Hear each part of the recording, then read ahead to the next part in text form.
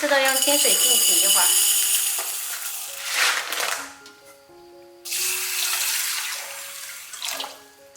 陈皮用清水泡发。通过冷水下锅焯去血水。加入一个葱碱，少许料酒，调大火煮开。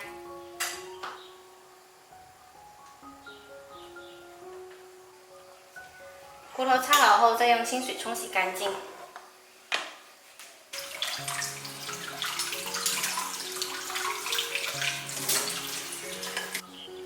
洗好了，直接放到砂锅里。赤小豆洗干净加进来，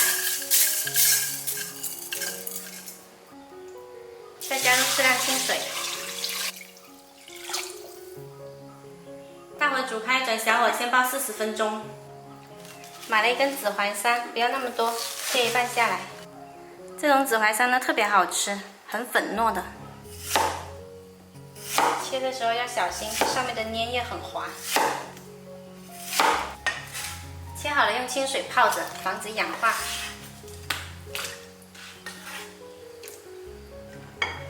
我们的汤煲了有40分钟，可以来把淮山加进来，继续煲20分钟。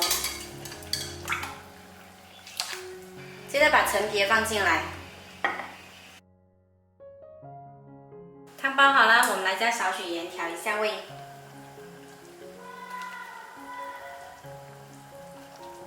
这款淮山赤豆豚骨汤呢，口感顺滑，超级香。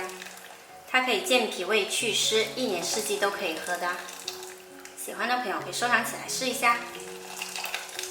我是小坏，喜欢我的视频记得关注我哦。